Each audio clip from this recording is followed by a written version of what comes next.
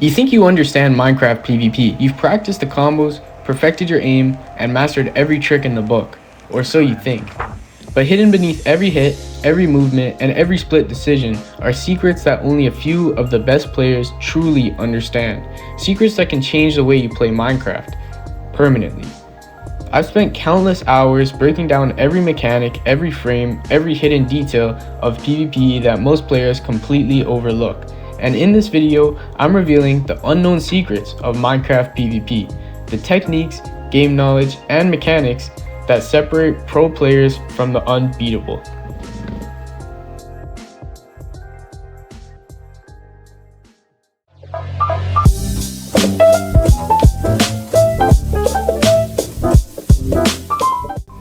Many of you have probably heard of hit selecting. In short, hit selecting is when you enter a trade, let your opponent land the first hit, and immediately hit them back. This often leads to a combo within the first 2 hits of a trade. Now, level changing works similarly since you also let your opponent hit first, but it relies on perfect positioning to almost guarantee a combo. What is the perfect position? In this clip, I added lines to each player equal to Minecraft's reach. If I'm positioned 3 blocks away and 1 block lower than my opponent, they can't hit me, but I can hit them. That's the ideal combo position, and we can achieve it through level changing. The first step is to strafe with your crosshair aimed at their feet. This narrows your strafe and gets you extremely close to your opponent, key to why this method works. Next, wait for your opponent to hit you first, then swing at their feet for the first 2 hits. Because you're so close, after those 2 hits, you'll get knocked back, but your opponent will still be in reach, instead of the trade resetting. Finally, on the 3rd hit, recenter your crosshair back to the middle of your screen, and your opponent will now be in the perfect combo position. Thanks to the hit select, you'll land first while they're still slightly above you, even on the 3rd hit, allowing for an easy pickup. This method doesn't require jump resetting. In fact, it works a little better without it.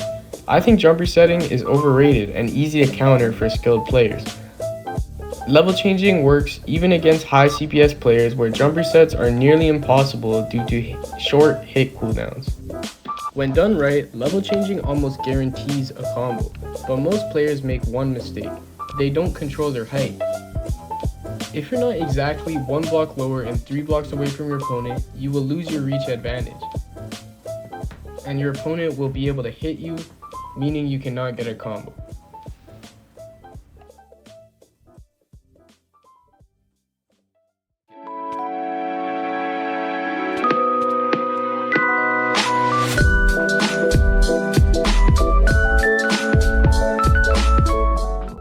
In my jump reset tutorial, I mentioned there are 2 types of jump resets and showed how timing affects both the direction and amount of knockback you take.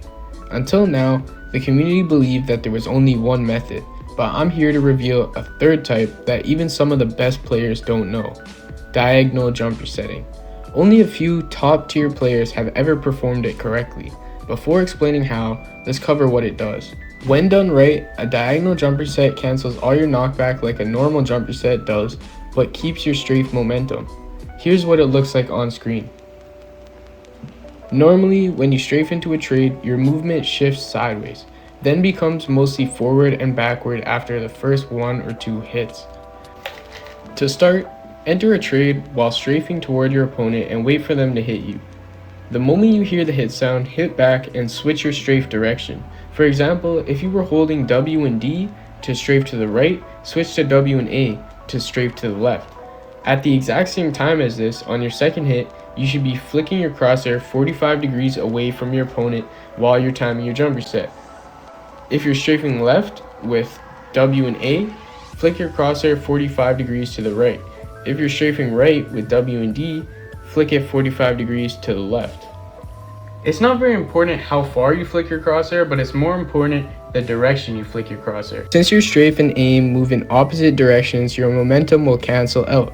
This confuses the game after you land the reset, letting you cancel all knockback while keeping sideways momentum, giving you a better chance to pick up a combo.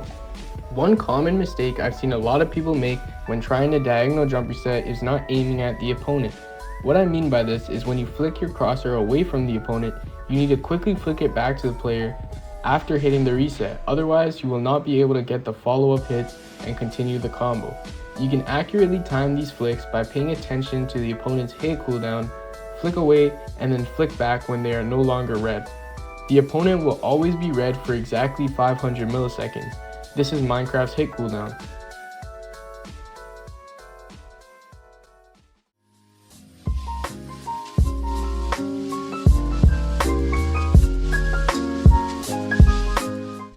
One of the biggest secrets of Minecraft PvP is something so small yet so effective when paired with good movement, aim, and positioning.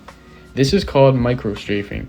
Typically, players associate strafing with large, fast movements used to throw off their opponents.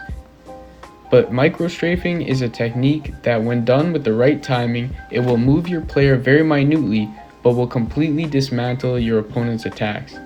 To start off, run straight or strafe towards your opponent. The most important thing about this step is maintaining good aim. Next, while your crosshair is locked onto the player, you hit the player and S-tap simultaneously, exactly when you are in their hit range of 3 blocks.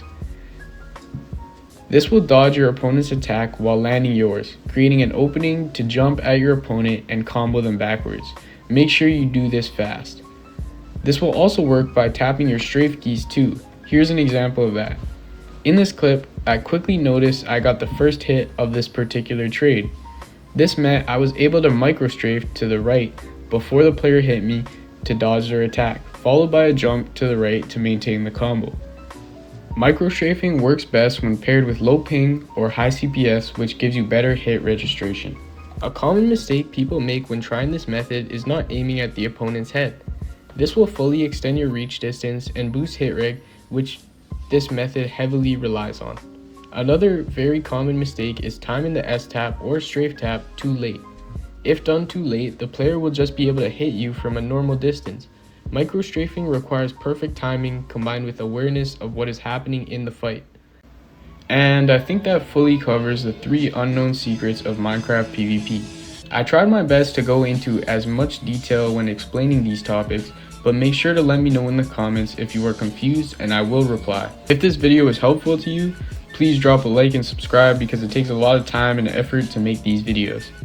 One disclaimer before the video ends, these methods rely significantly on good aim, hit reg, and consistent click speed. So if you haven't mastered any of these basic aspects of PvP first, make sure to focus on improving those fundamentals through regular practice. You should watch my 2 other PvP tutorials on my channel which go over the most important aspects of Minecraft PvP.